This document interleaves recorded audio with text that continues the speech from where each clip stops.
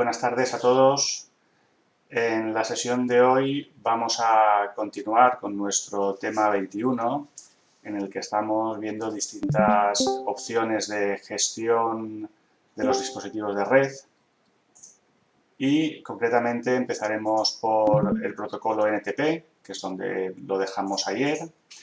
Continuaremos configurando este protocolo en dispositivos tanto Cisco como MikroTik, así como en el servidor que tenemos ya en el Ubuntu, en el Debian. También continuaremos con el protocolo de syslog, en el cual vamos a conseguir centralizar todos los logs de la red en un único punto, lo cual nos va a hacer más sencillo la gestión a posteriori, el análisis de esa información.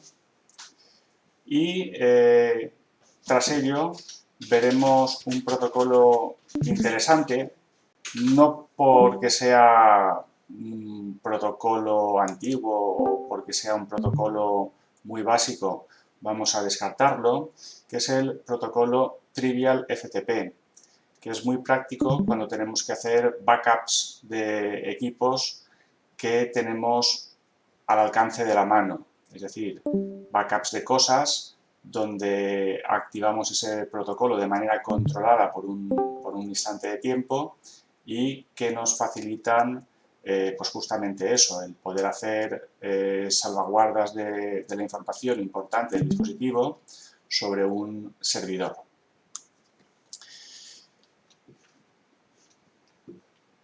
Bueno, vamos a ir continuando por donde lo dejamos ayer por la tarde. Recordad que estábamos hablando del protocolo NTP, que estaba basado en estratos.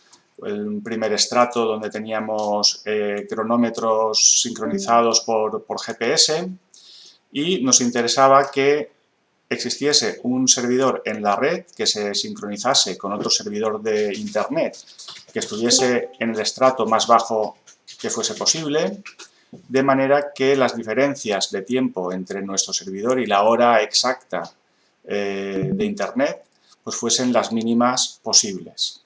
¿De acuerdo?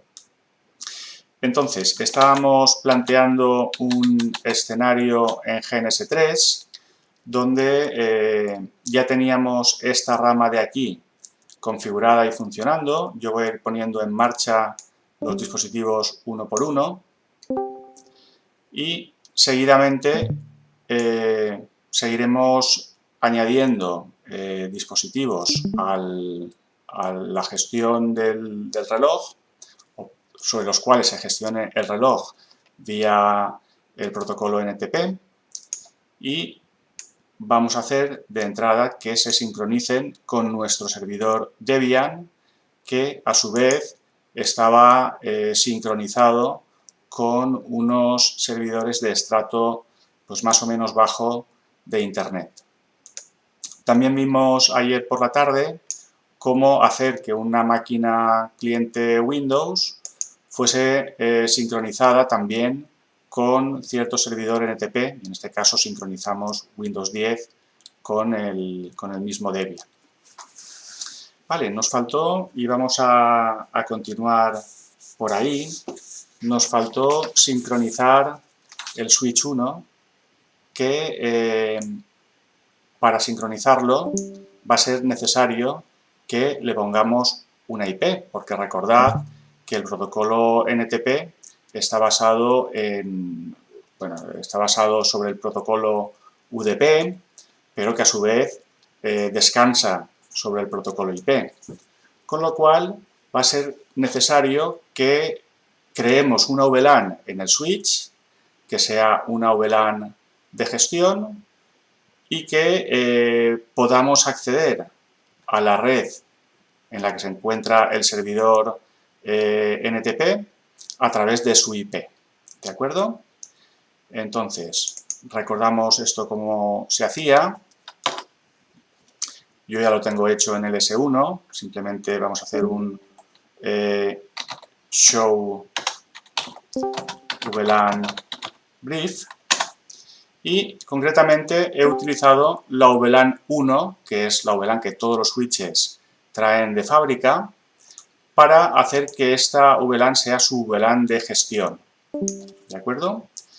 Si hacemos un show IP int brief, vemos que en la VLAN 1 se ha añadido una dirección IP, la 192.168.10.30, que coincide con alguna de las IPs de esta red en la que se encuentran tanto el Debian como el Windows 10 como el propio R1. ¿De acuerdo? Además, si volvemos a mirar más arriba, vemos que la interfaz a la que está conectado Debian, ¿vale?, que sería la interfaz, el puerto 00 del switch, ese puerto pertenece a la VLAN 1, por tanto, el switch en su VLAN 1 y el Debian se encuentran en la misma subred, con lo cual no debería haber ningún problema de comunicación entre el switch y el Debian. Simplemente vamos a comprobarlo haciendo un ping a la dirección del Debian, que si no recuerdo mal, era la 192.168.10.20. ¿Vale? Y tenemos comunicación desde el primer ping. ¿De acuerdo? Vale. Lo siguiente que tendríamos que hacer en el switch sería configurar su reloj. Para ello entraríamos en el modo de configuración de terminal y estableceríamos el servidor NTP escribiendo NTP server y la IP del servidor NTP, que en nuestro caso es el Debian, 192.168.10.20. ¿De acuerdo? Bien, si vamos a la parte fuera de la configuración, podemos comprobar si se ha establecido una asociación de NTP con este servidor. Lo hacemos, si recordáis, con show NTP associations. ¿Vale? Y vemos que nuestro switch, en este caso S1, está sincronizado o está asociado con 192.168.10.20, que es el Debian, y que a su vez tiene como reloj de referencia pues alguna máquina en internet, ¿vale? Fijaos que esta máquina ahora mismo es una máquina no demasiado interesante porque está en el estrato 16, que sería el estrato que ya nos dice que no estamos sincronizados. Por tanto, vamos a ir a Debian, al Debian 10, y vamos a reiniciar el servicio. Posiblemente esto ha pasado porque el switch se ha puesto en marcha antes que el Debian y ya no he hecho una nueva petición de NTP. ¿Vale? Aunque yo he puesto la configuración para que la veáis, ya estaba configurado anteriormente, con lo cual no se habrá negociado. Vamos al Debian, vamos a acceder.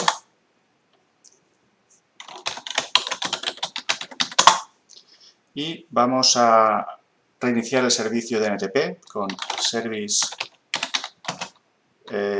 NTP restart, ¿vale? Y a continuación vamos a comprobar en qué estrato estamos sincronizados. Lo hacemos con un NTP date -q a localhost. Y ahora sí que vemos que el estrato del Debian es el 3. Con lo cual vamos a ver qué pasa en el switch si establecemos o si vemos la asociación. Ahora ya vemos que estamos sincronizados con el mismo servidor de antes, que a su vez ya se ha sincronizado y ha establecido que su estrato realmente no es el 16, sino es el estrato 3, con lo que ya estaríamos en una mejor disposición en cuanto a tener una hora más exacta. ¿De acuerdo? ¿Alguna cuestión? ¿Está todo claro? ¿Hay alguien? Estamos. Estupendo. Muy bien. Pues si aquí no hay cuestiones, nos vamos a la segunda parte. La segunda parte consiste en hacer que estas subredes de aquí también se sincronicen con este Debian que es nuestro NTP server. Vale, vamos a arrancar este MikroTik y ya os aviso que este MikroTik no es el mismo que tenéis vosotros, sino que se trata de una máquina virtual de MikroTik creada a partir de una ISO de x86, que se está ejecutando, en este caso sobre VMware, pero podría ser perfectamente la misma en VirtualBox, ¿vale? Yo tengo aquí las dos boxes, una de VMware y una de VirtualBox. La he puesto en VMware simplemente porque tengo las máquinas de esta práctica allí y así ahorro un poco de memoria. En todo caso, ¿por qué no lo he hecho con el MikroTik que tenéis vosotros? Porque esa imagen de MikroTik que instalamos desde el principio no permite la instalación de los servicios de NTP. Sin embargo, la imagen de MikroTik de x86 que podéis descargar en la web del fabricante sí que permite y sí que lleva incorporados, de hecho, desde la base los servicios de NTP. ¿Vale? Si hubiese sido posible incorporarlos al MikroTik original, los hubiésemos añadido allí y hubiésemos trabajado con ellos, pero ha sido imposible el realizar esta instalación. No se dejaba realizar y por tanto decidí cambiar a otro tipo de MikroTik, que bueno, es básicamente lo mismo, pero desde una imagen x86 ejecutándose, pues podría ser sobre VirtualBox o sobre VMware. Voy a ponerlo en marcha, ¿vale? Fijaos que se ha arrancado VMware y que el MikroTik realmente se arrancará en esta pantalla y luego podremos acceder a él desde Winbox, ¿vale? Como siempre. Ya tenemos el MikroTik en marcha y voy a arrancar Winbox. Ya lo tenemos aquí. A ver, que se me fue de pantalla. Aquí está. Y ahí tenemos el VMware que se está presentando en múltiples interfaces. Vale. Vamos a conectarnos a una de ellas.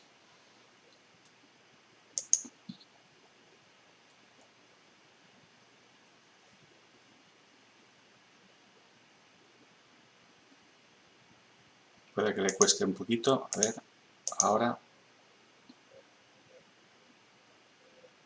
Vale, ya lo tenemos. La pequeña diferencia que tenemos es que este software de MikroTik tiene una licencia de demostración de 24 horas. Yo ya llevo unas cuantas trabajando con ella, veis que le quedan 18 horas de funcionamiento. Pero bueno, podéis utilizarla para formación el tiempo que necesitéis y luego necesitaríais volverla a instalar. Bien, os decía, queremos que esta máquina de aquí se sincronice con esta de aquí. También queremos que este MikroTik de aquí se sincronice con esta máquina de aquí. Pero tenemos una cuestión. ¿Cómo es esta red de aquí abajo respecto de MikroTik? ¿Es una red local o es una red remota?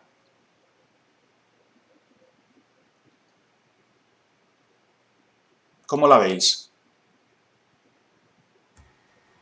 Remota. Es una red remota, por tanto, necesitamos establecer rutas hacia esta red o hacia esta red en función de desde dónde miremos y podríamos hacerlo como es una red simple a través de rutas estáticas, pero yo para este caso he decidido volver a hacer uso de un protocolo de enrutamiento como sería OSPF y así repasamos cómo se hacía OSPF en Cisco y en MikroTik.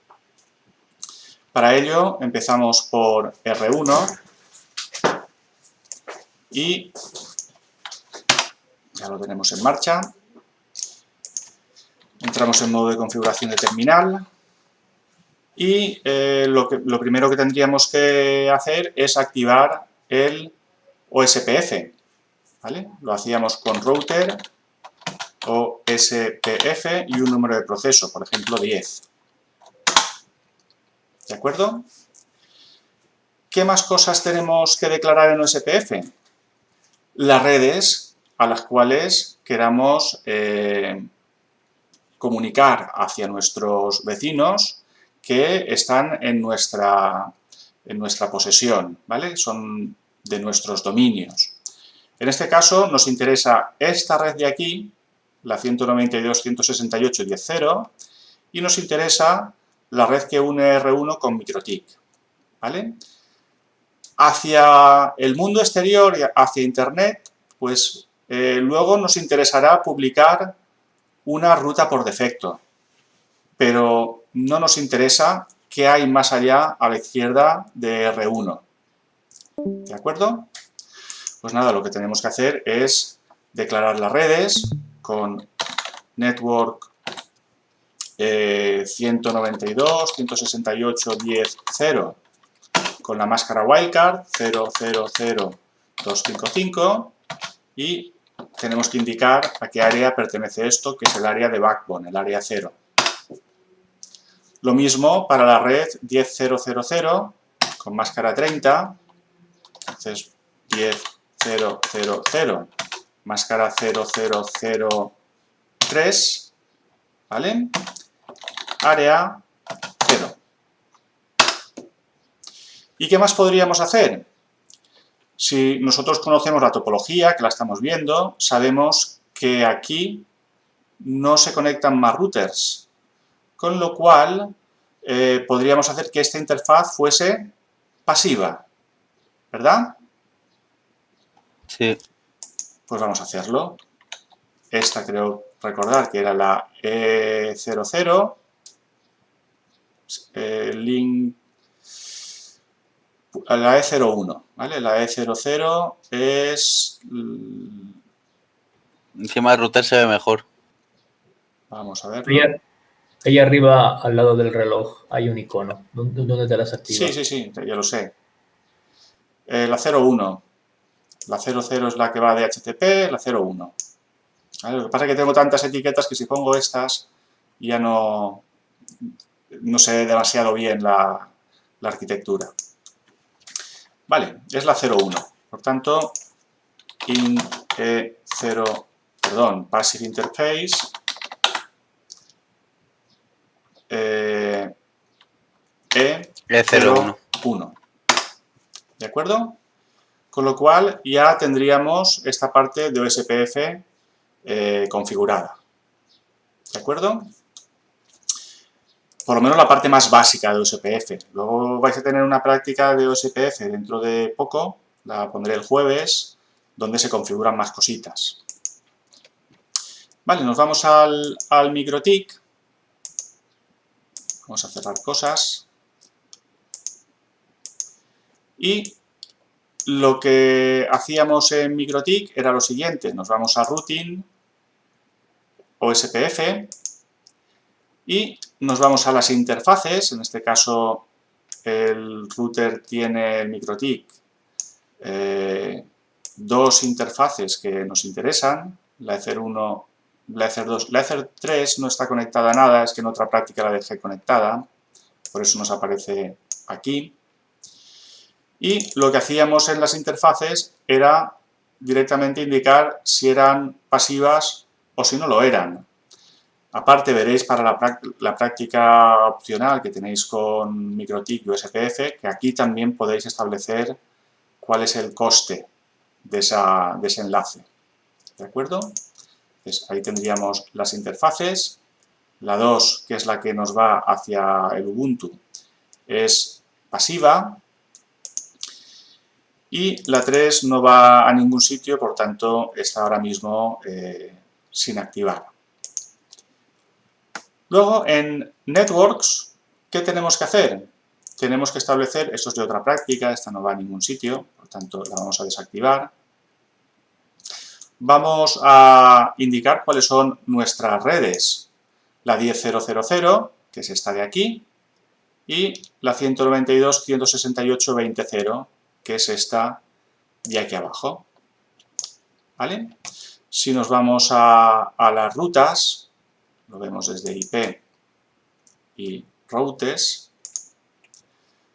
vemos que ese router ha obtenido ciertas rutas con distancia 110, que son rutas que llevan allí una O, es decir, que se han aprendido por OSPF. ¿De acuerdo? Por cierto, no hemos visto cosas en terminal, pero podríamos imprimir las rutas también desde el terminal. Si hacemos IP route print, ahí tenemos las rutas impresas desde un terminal en modo texto desde el MikroTik. ¿De acuerdo? Y si nos vamos, creo recordar, a routing,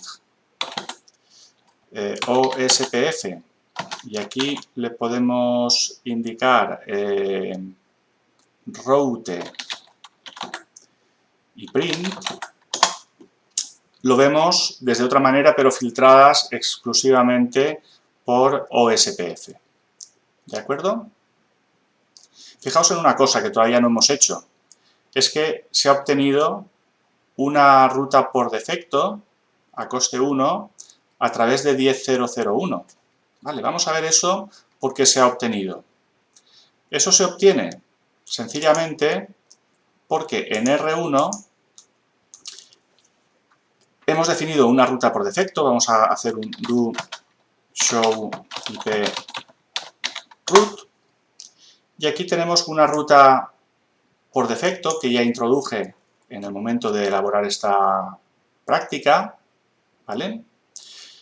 Y además, desde OSPF, si hacemos un do show running config, desde el protocolo OSPF, que lo tendremos por aquí, ya introduje la instrucción default information originate, lo cual significa que esta ruta por defecto él la va a propagar a través del protocolo OSPF, de manera que el conjunto de routers que formen parte de esa red sabrá cuál es la ruta por defecto y por dónde tomarla. ¿De acuerdo? Y es lo que ha ocurrido en MikroTik. Tenemos ahí una ruta por defecto a través del siguiente salto, que es la 10.0.0.1, que coincide, si lo vemos en el gráfico, con la IP de R1 que comunica con MikroTik VMV. ¿De acuerdo? ¿Está claro? Sí. Estupendo.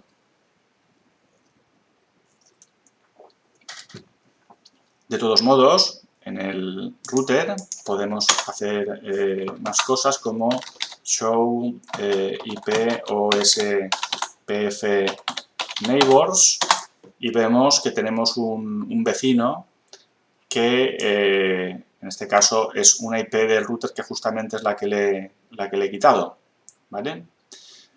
Pero si le damos una nueva identidad al router, y eso es otra cosa que tendréis que hacer también en otra práctica, si nos vamos a las instancias, ahí tenemos una identidad. Podemos decir que esta máquina sea la 10.0.0.2 como la identidad que va a publicar en la red. ¿De acuerdo? De manera que si ahora nos vamos al terminal del Cisco y hacemos show IP OSPF neighbor, vemos que ya obtiene esta nueva identidad que le hemos dado. La otra va a expirar en 23 segundos, con lo que cuando expire esta desaparecerá y la identidad del router MikroTik será a partir de ese momento 10.0.0.2. Vamos a ver. Nos quedan 2 segundos. y ya tenemos a 10.0.0.2 como la identidad principal del MikroTik. ¿Lo veis? ¿Sí? Sí. Perfecto. Ya está en estado full, con lo cual ya está totalmente funcionando. Bueno, lo siguiente que nos pone el gráfico es que este Ubuntu, que es un Docker, va a obtener su IP por DHCP. Y voy a aprovechar para repasar cómo hacíamos el server de DHCP en el MikroTik. Yo lo tengo ya hecho, pero recordad que esto era, en principio nos íbamos a IP, creábamos un pool, ¿vale? Este pool yo le he llamado LAN, donde indicábamos qué direcciones se iban a entregar de manera dinámica, de la 2021 a la 2040, y luego nos íbamos a IP DHCP server y creábamos un servidor que iba a entregar IPs en la Ether2, que es esta de aquí, ¿de acuerdo?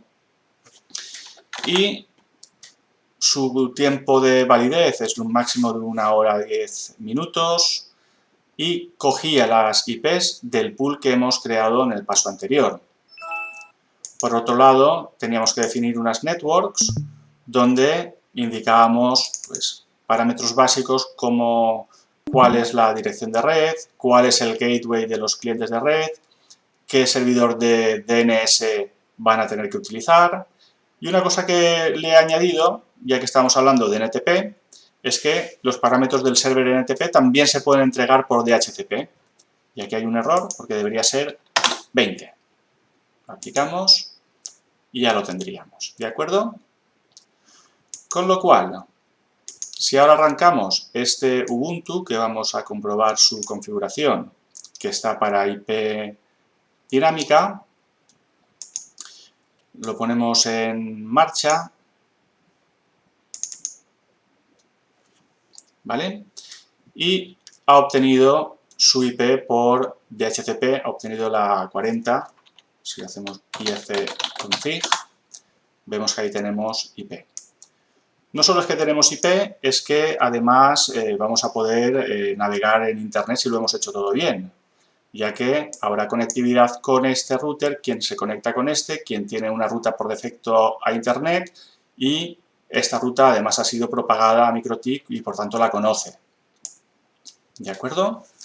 Entonces vamos a comprobarlo haciendo un ping a google.es y tenemos respuesta de google.es sin ningún tipo de problema. ¿De acuerdo? Sí. Bien. Lo siguiente es que vamos a instalar un cliente de servidor de NTP, un cliente para el servidor de NTP que hay en el Debian, de forma que el Ubuntu se sincronice con él.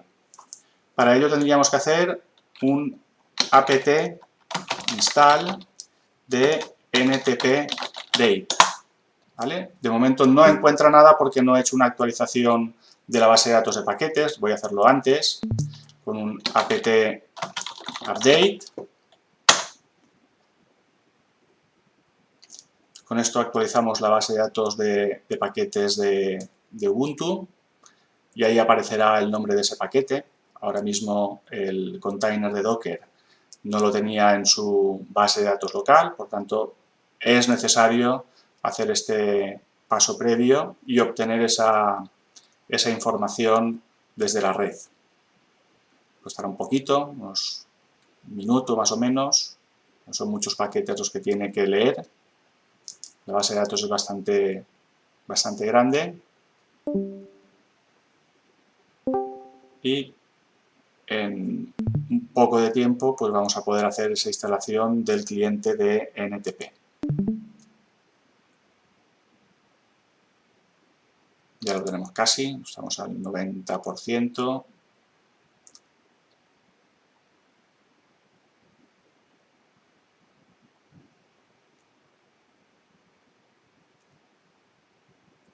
...12 segundos, 10 segundos... Lo que pasa es que el tiempo va fluctuando y nos pone un poco nerviosos. Ya tenemos la base de datos de paquetes y ahora sí nos debe dejar instalar el ntpdate. Ya lo tenemos. Con lo cual, ahora podríamos sincronizarnos ya con el Debian, con NTP date, ¿vale? Y la IP del Debian, 192.168.10.20. Con esto le hace la pregunta adecuada. De todos modos, ahora os voy a mostrar cómo se ajusta de un modo más visual. Si hacemos esta misma interrogación con "-d", que es en modo debug, vemos que se envían y se reciben una serie de peticiones, de manera que se pueda calcular una estadística en los retardos. ¿De acuerdo? Ya nos ha puesto la hora, lo que pasa es que nos está diciendo que son las 15:33, está pasando lo mismo que con el Cisco, no está en la zona horaria GMT+2. Habría que establecerlo también en el Debian, perdón, en el Debian no, en el Ubuntu, pero bueno, no es una cuestión en la que vayamos a entrar ahora mismo. ¿De acuerdo? Lo que sí que es importante para que configuremos es las opciones de configuración del NTP date. Si nos vamos a /etc /default, vamos a hacer cd, no lo había puesto, ahí tenemos un archivo que es ntpdate. Creo que es un archivo o un directorio. A ver, no, es un archivo. Por tanto, lo editamos.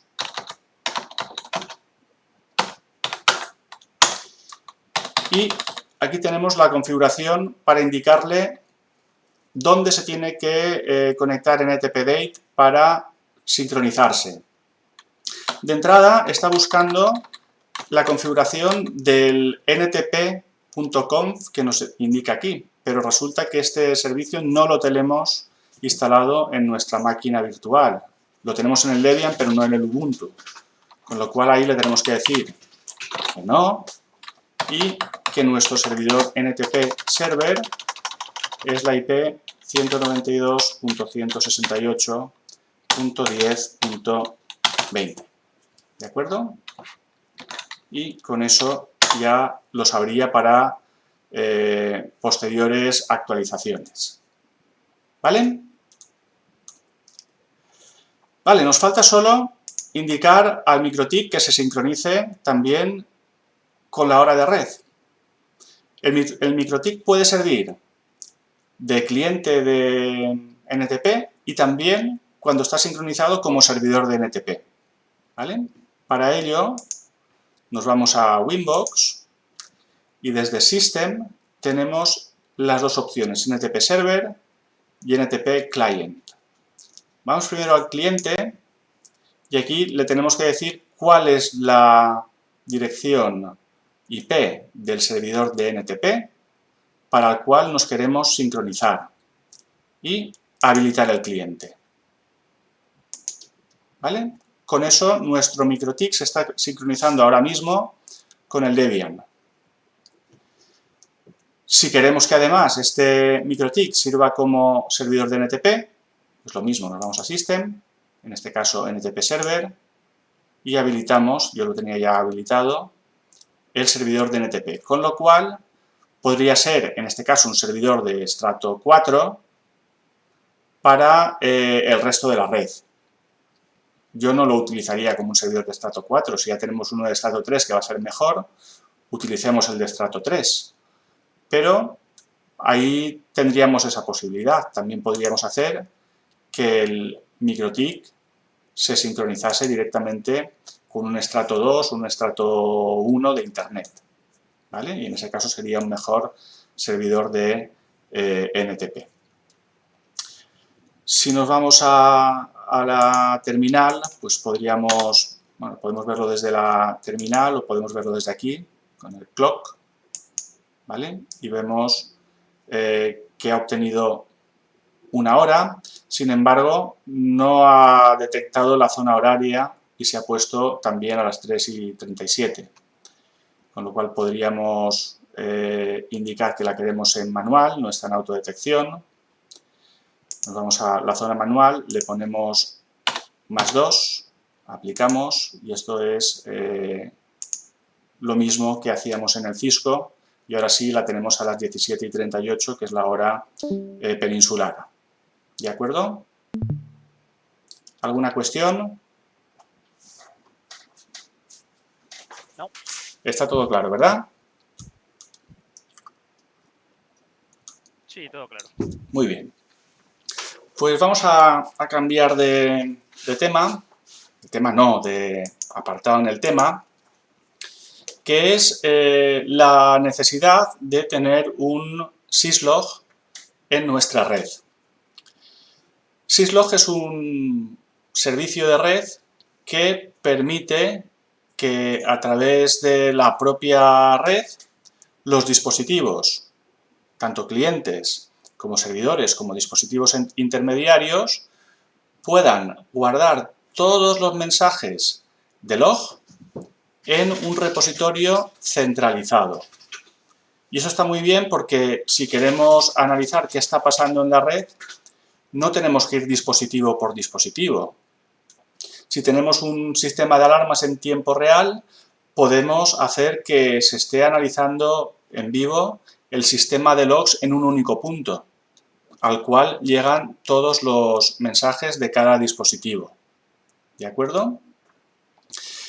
Claro, para que un sistema de log sea coherente, sea potente, es un prerequisito que todos los miembros de la red que hagan uso de ese sistema de log tengan su reloj sincronizado, porque si no, pues cada uno nos va a enviar los logs a la hora y minuto y segundo de su reloj propio, pero si esos relojes no están puestos ahora, a lo mejor tenemos ahí un problema, porque si cierto evento en cierto sitio nos desencadena toda una amalgama de otros eventos en otros dispositivos, queremos encontrar esa correlación. Y si no tenemos un reloj sincronizado, pues eso va a ser un poco más complicado, o bastante más complicado, por no decir a veces imposible, de determinar. ¿De acuerdo? Por tanto, previo a utilizar un sistema de centralización de log, lo que tenemos que hacer es sincronizar todos los dispositivos adecuadamente utilizando NTP. ¿De acuerdo? Vale, dentro del sistema de log, el propio protocolo nos va a poder servir para clasificar los mensajes en función de su nivel de gravedad, nivel de urgencia, así como determinar dónde se ha producido ese mensaje. No tiene por qué ser un problema que se produzca un mensaje, porque en función de qué nivel de log estemos guardando, pues a lo mejor son solo mensajes de información general o pueden ser mensajes de niveles de gravedad importantes. ¿De acuerdo? Syslog es un servicio de red que funciona sobre UDP en el puerto 514. Por tanto, si nuestro servidor Syslog está funcionando en algún sistema que tenga un firewall, deberemos permitir los mensajes entrantes por UDP en el puerto 514 para que puedan alcanzar el servidor de log. ¿De acuerdo? Bien, si nos vamos a esta misma topología que estábamos utilizando aquí, yo en este Debian ya he instalado un servidor de syslog que se llama syslog-ng. Lo pongo en una whiteboard para que veáis el nombre. Una nueva pizarra.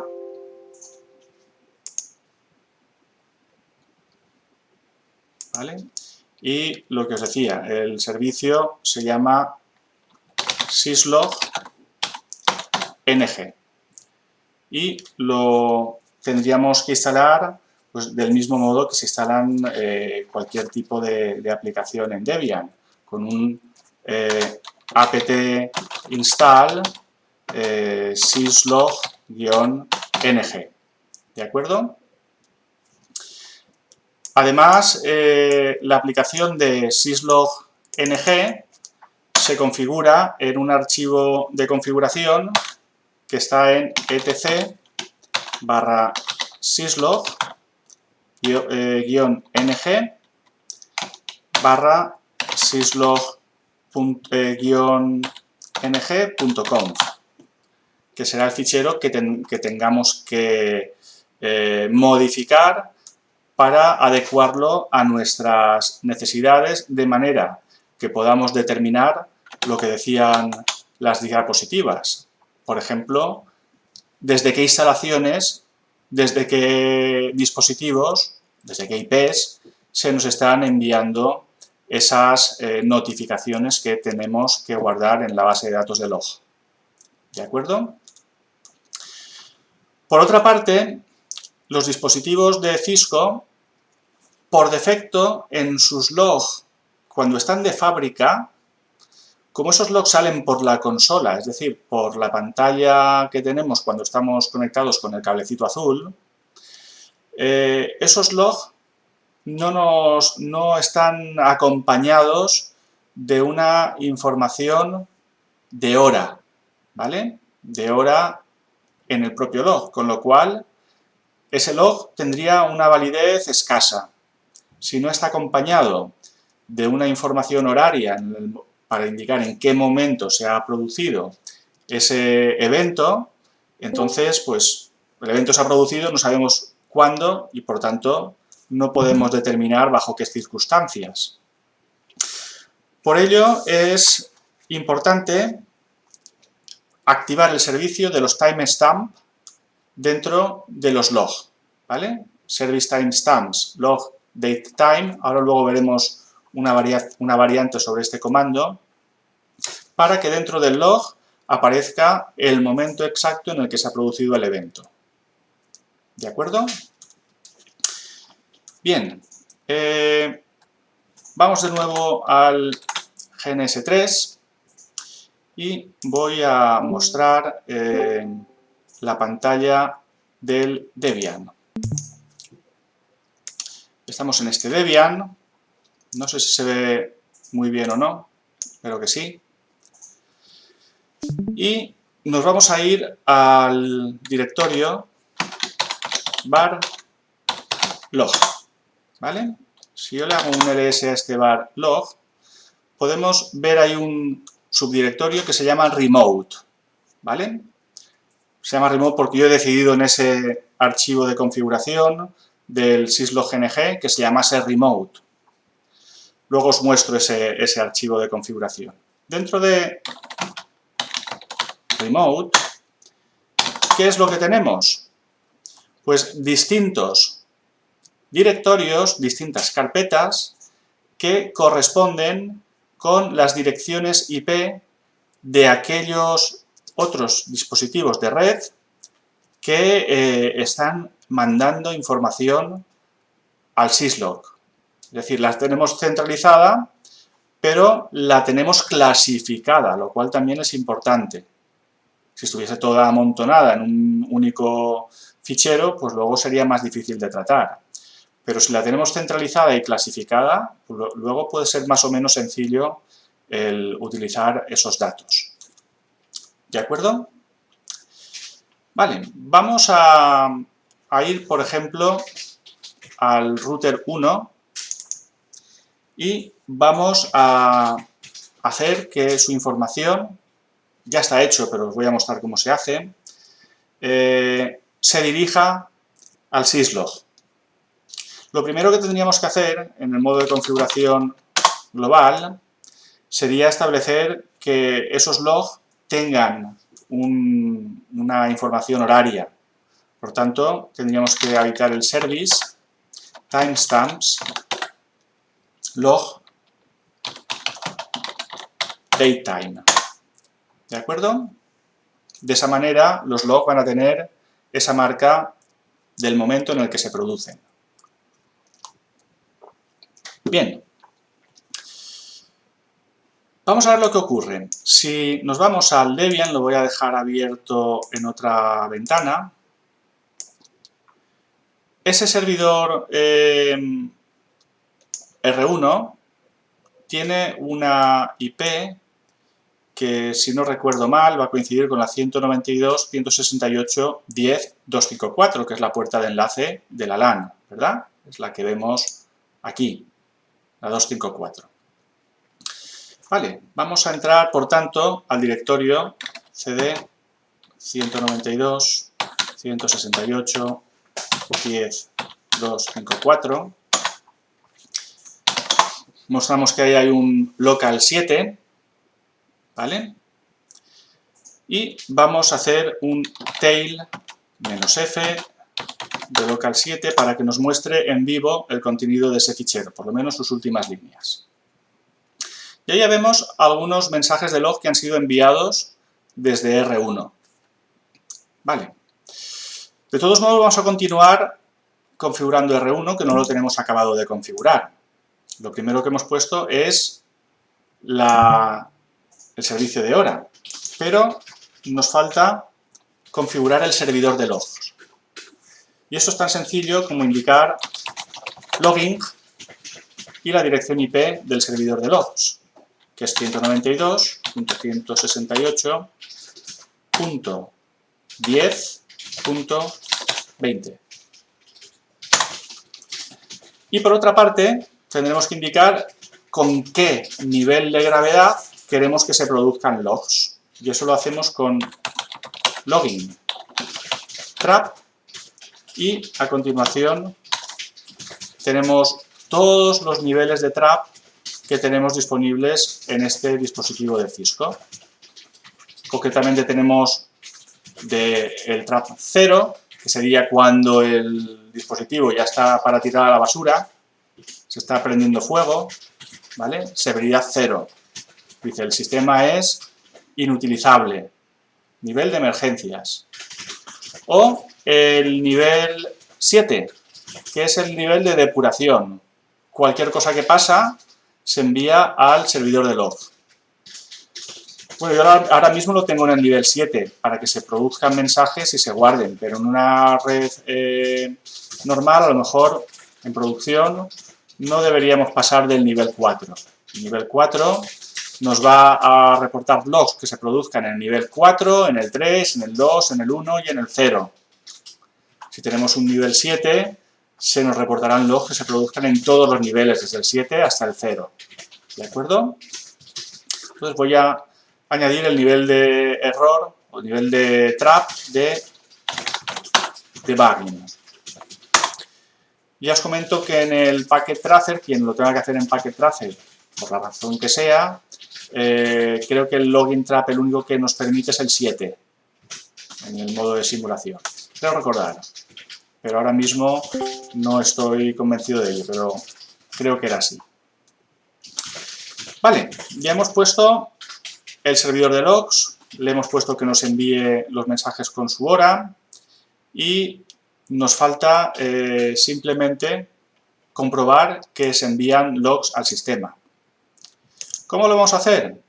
Pues vamos a generar un evento. Vamos a poner un switch por aquí y vamos a conectar cierta interfaz del router, por ejemplo la Ethernet 1.3, la última, aquí al switch. ¿Vale? Solo nos falta ponerla en funcionamiento. Vamos a R1, vamos a la IN E13 y hacemos un no shutdown. No le voy a dar intro todavía porque quiero que se muestre el servidor de log. Vale, lo tenemos ahí.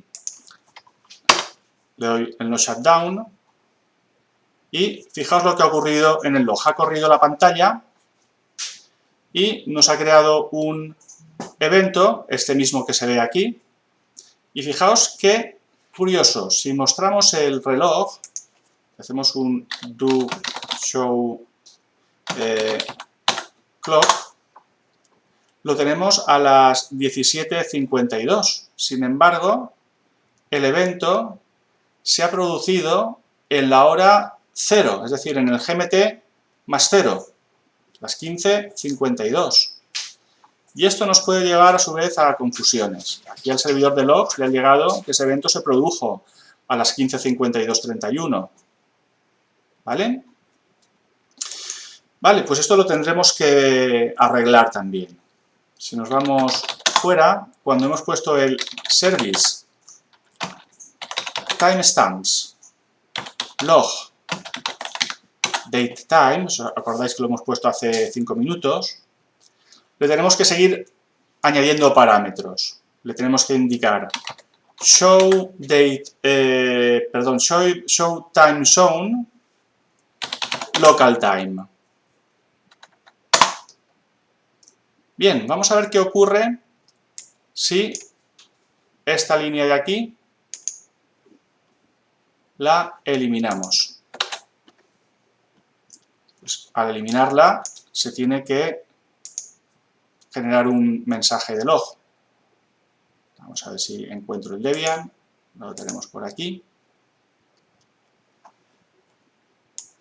No se ha producido el mensaje de log todavía.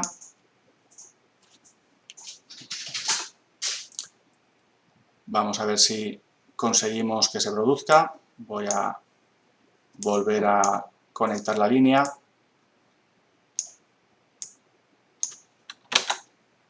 A ver si se produce el mensaje de que la línea se va a app.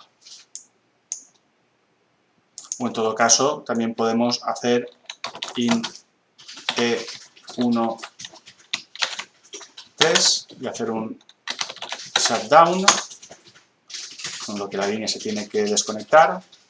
Ahora ha ido a down. Y nos vamos al Debian, se ha producido el evento y fijaos que ahora sí que pone que son las 17:54 y 59 segundos.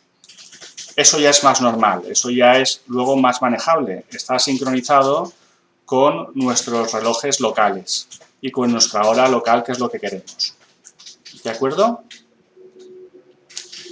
Vamos a hacer lo mismo en S1. ¿Vale?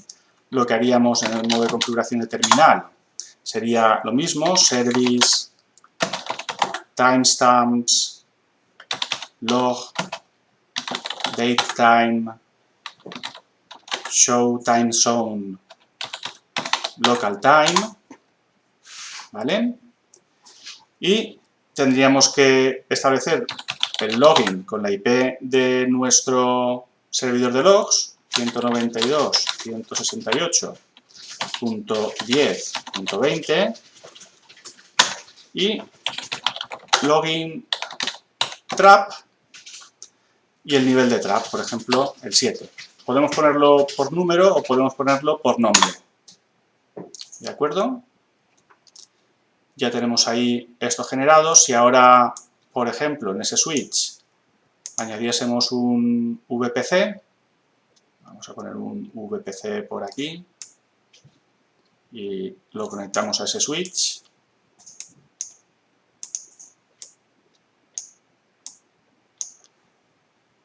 Lo ponemos en marcha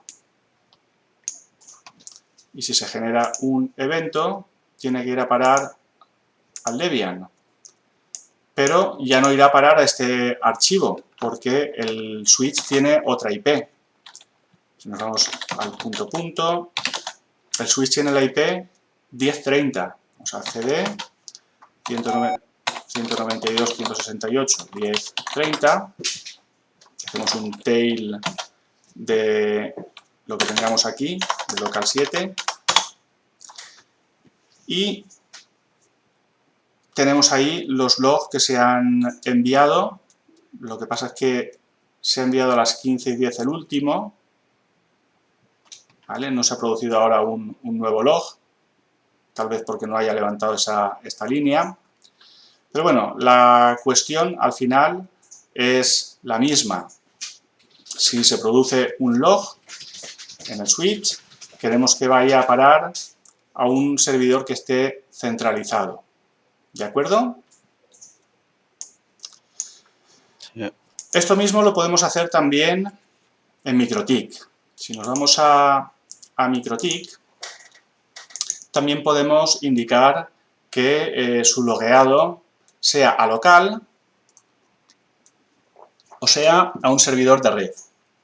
Por cierto, MikroTik tiene un servidor de syslog que se llama Dude, syslog y otras cosas, que podríamos activar, ¿vale? Yo en este caso no lo voy a activar porque me parece más interesante la información tal y como la clasifica el syslog NG. Pero bueno, el Dude es un producto muy interesante también. Si tenéis ganas de analizarlo, pues os invito a ello, ¿vale? Entonces, si nos vamos a System, tenemos ahí el apartado Logging, igual que en Cisco, Logging.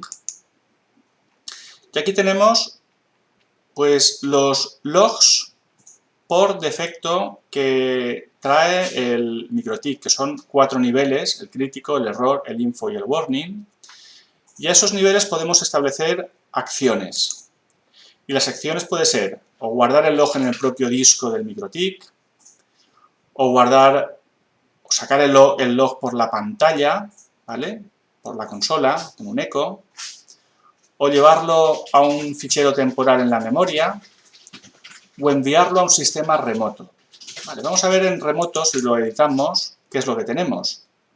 Pues tenemos la posibilidad de establecer cuál es nuestro sistema de log remoto, en este caso el Debian. Y cuál es el puerto que queremos utilizar, que es el 514, que corresponde con syslog. Aquí podríamos indicar con qué dirección IP queremos que se guarden esos logs. Si ponemos la 0000, el router elegirá la mejor de sus IPs para que se añada junto a la información del log. ¿De acuerdo? Vale, hacemos OK. Y en esas reglas hemos puesto que cuando se produzcan críticas o errores o infos o warnings vayan a parar al remoto, que es la máquina de Debian. Pero además podríamos, luego lo vemos, establecer otros tipos de reglas y establecerle la acción que nosotros quisiéramos para las nuevas reglas. Luego creamos alguna. Vale, vamos a el Debian. A ver si aparece aquí. Debian. Vaya, ahora se ha puesto en hibernación. No sé por qué.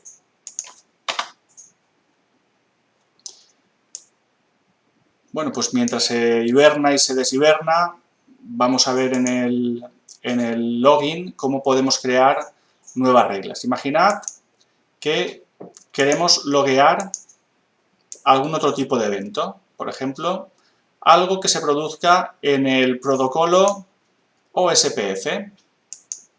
Pues podríamos establecer una nueva regla de manera que si se produce algún cambio en OSPF o alguna situación en OSPF, esto se vaya al remoto. Aplicamos y ya tendríamos que cualquier cosa que ocurra con OSPF va a ir logueada a nuestro syslog. Vamos a ver si tenemos la máquina virtual, a ver qué ha ocurrido aquí. El Debian está suspendido, vamos a ponerlo en marcha otra vez.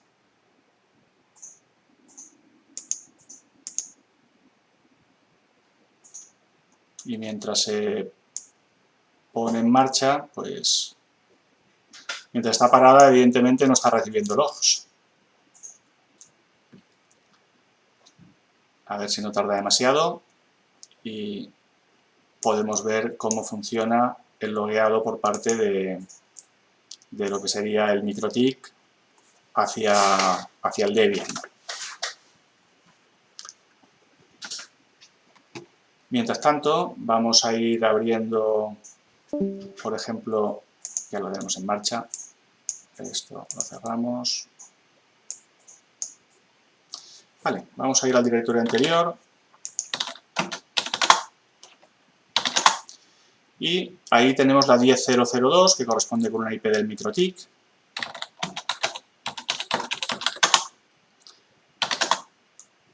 Tenemos un fichero que se llama user, aquí lo llama user, porque el MikroTik lo está informando de esa manera, como la facility user.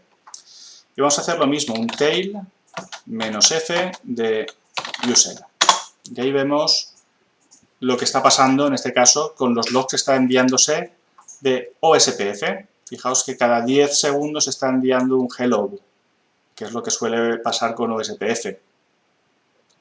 ¿De acuerdo? Se están enviando y se están recibiendo hellos. Tenemos mensajes de send y de receive. ¿Por qué? Porque estamos debugueando OSPF. Voy a parar esta regla, ¿vale? Y podríamos crear una nueva regla, por ejemplo, que tenga que ver con cualquier tipo de depuración. Vamos a ver si tenemos aquí un debug. Y esto que vaya al remoto. Entonces, cualquier cosa que esté pasando ahora mismo en el MikroTik está siendo reportada al Debian. ¿Vale? Ya no solo de OSPF, sino cualquier otra operación que se esté produciendo en el Debian. Es mucha la información que se envía y se recibe, por tanto, esto no conviene abusar de ello, esos niveles tan elevados de depuración. Vamos a hacer otro, que podría ser, por ejemplo, cualquier cosa que tenga que ver con las interfaces. Seleccionamos por aquí Interface y lo llevamos al remoto.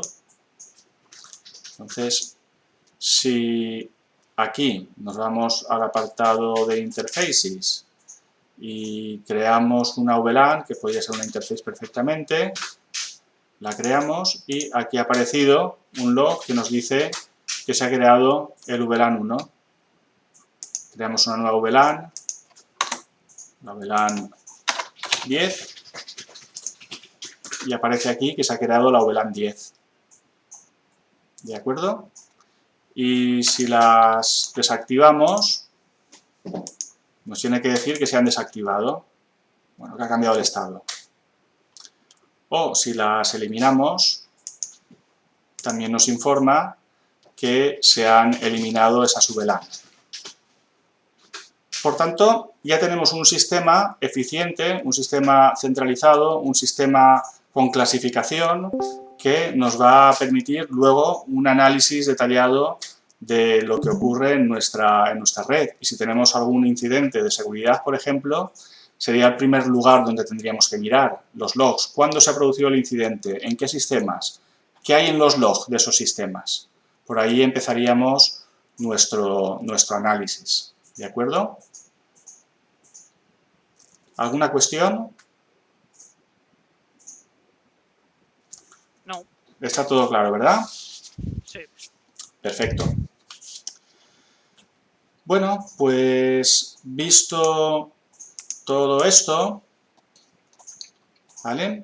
Hemos visto ya cómo funciona el servidor de Siglog, cómo está recogiendo la información. Nos ha faltado ver un comando, que lo vamos a ver ahora mismo en el switch, por ejemplo, que es el show logging, ¿vale?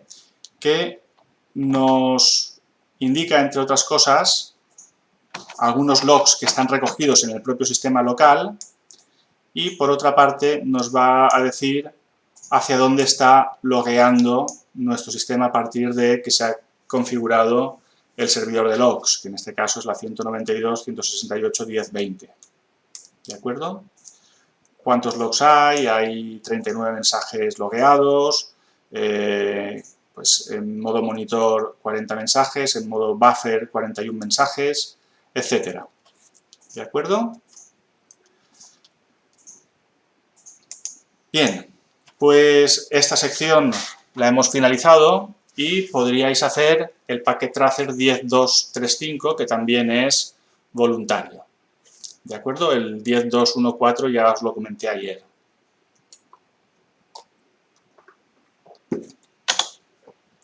Vale, y ya para finalizar este tema, una cuestión importante dentro de cualquier sistema es poder hacer copias de seguridad de nuestros ficheros, ¿verdad?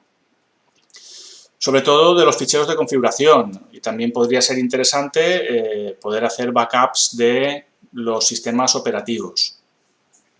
Vale, cuando hacemos esto tenemos distintas opciones.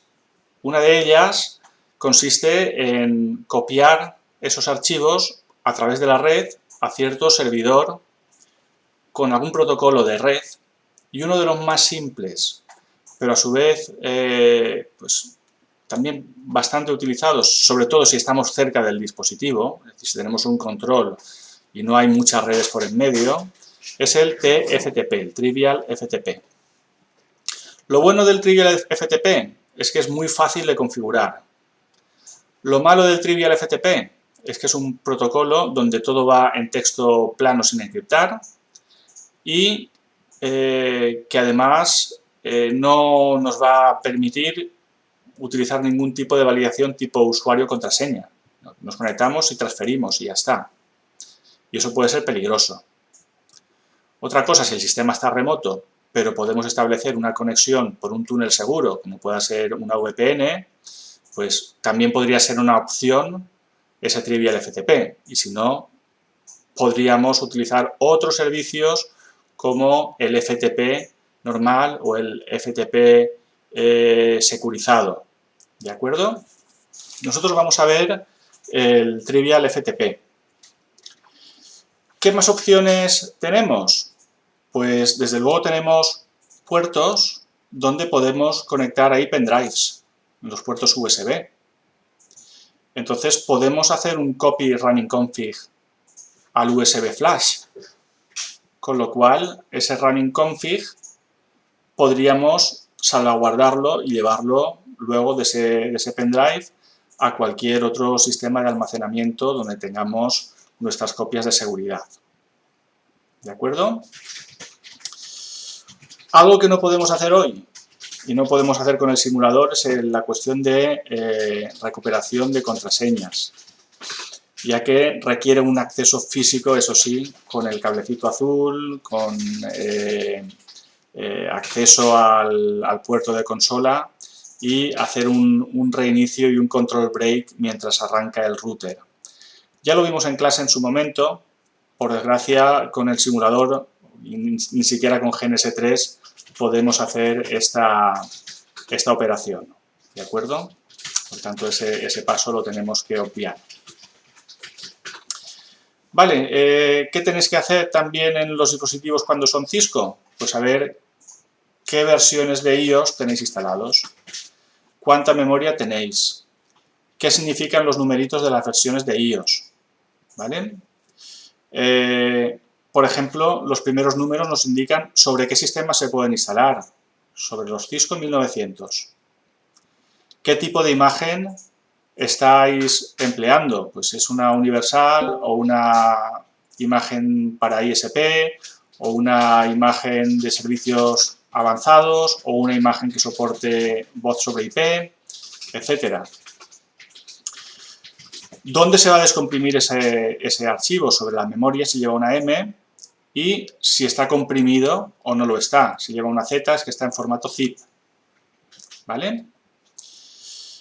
Si nos vamos a estos numeritos de aquí más atrás, lo que sí que tenemos es la versión principal de iOS, que es la 15, la .2 sería el tercer numerito, y luego ya niveles de parcheado. Los 4M3 son distintos niveles de parcheado que tiene ese iOS. ¿De acuerdo? A la hora de poner un nuevo iOS tenemos que asegurarnos que nuestra plataforma es compatible con ese iOS que hemos tratado de instalar, si no, no va a arrancar desde él. ¿Vale? Y tendríamos que sustituirlo posiblemente desde el ROM. Bien, esas imágenes iOS las podemos copiar también desde un Trivial FTP y las podemos salvaguardar a un Trivial FTP. Fijaos que siempre el comando es copy, origen Destino. Si TFTP está en el destino, estamos utilizando el TFTP como un servidor para guardar los datos.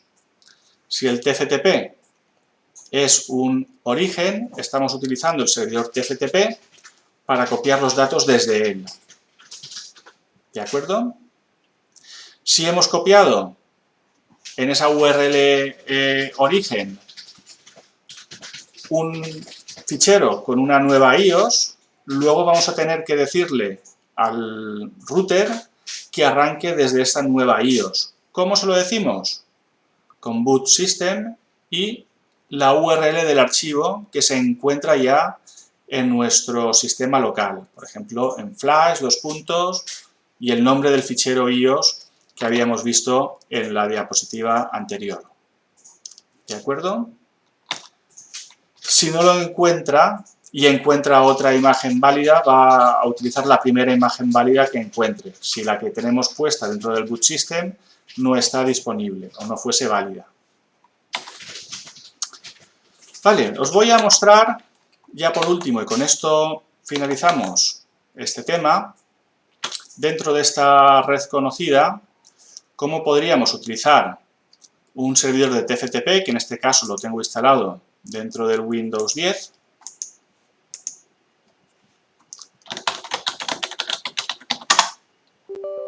Que es este, el TFTP Server Manager. Arrancamos el local server y voy a borrar esto. Esto es una prueba que he hecho yo esta mañana. Si quisiéramos, por ejemplo, salvaguardar el running config de este router dentro de un servidor de Trivial FTP, es tan sencillo como indicar copy running config tftp, dos puntos. Y a continuación tendremos que poner, tras haber hecho intro, la IP del host que alberga el servidor de TFTP, en este caso 192.168.10.10, que es el Windows. ¿Cómo queremos que se llame el fichero? Pues se va a llamar r1conf, pero podríamos cambiarle el nombre, y voy a dejar el nombre por defecto. Y ya se ha transferido. Si nos vamos al servidor TFTP, ahí lo tenemos.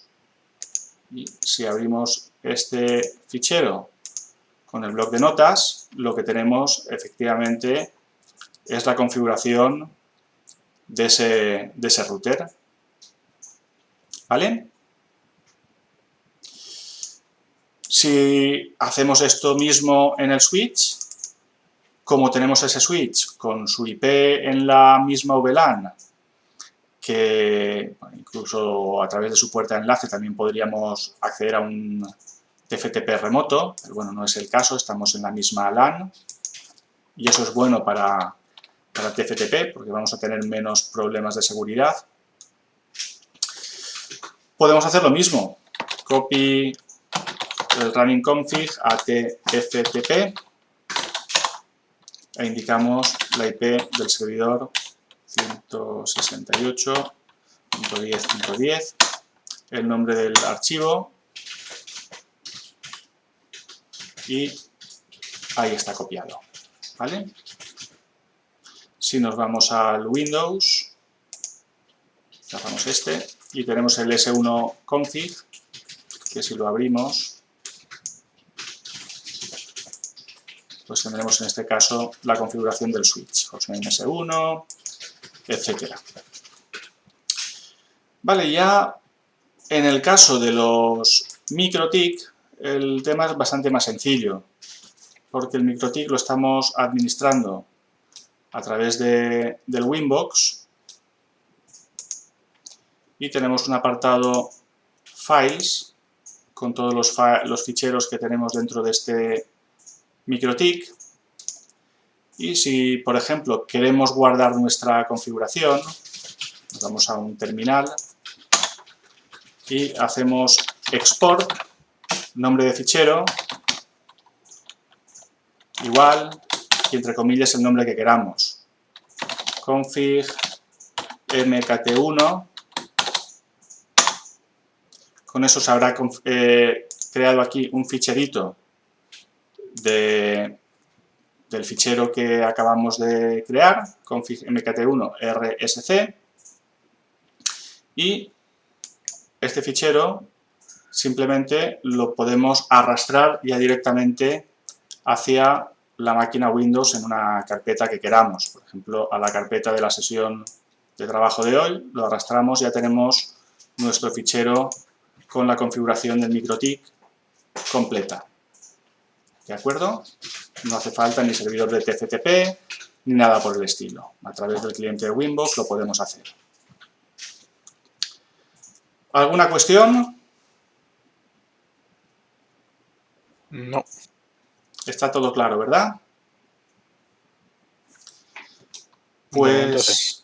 Pues ya hemos acabado el tema. Recordamos, hemos visto en este tema protocolos de descubrimiento de dispositivos de red, ¿vale? Entre los que destacaban el LLDP, el CDP y también el MNDP de MikroTik. Hemos visto cómo configurar los servicios de sincronización de tiempo con NTP.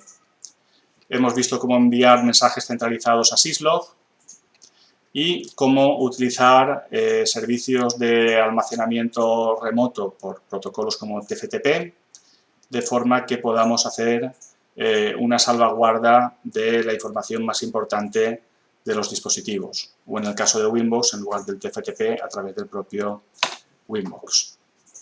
Y ya tenéis una actividad obligatoria en este caso, y además es una actividad que engloba los conocimientos que habéis adquirido en los 10 últimos temas, que es la actividad Packet Tracer 10.4.1.1, ¿de acuerdo? Y esta sí que es obligatoria para concluir el tema en el que estamos, ¿de acuerdo? Sí. Esa la hacemos en Packet Tracer, ¿no? Packet Tracer, Packet Tracer. Cuando Bien. pone Packet Tracer es Packet Tracer. Vale, bien. ¿Vale? Pues hasta aquí este tema.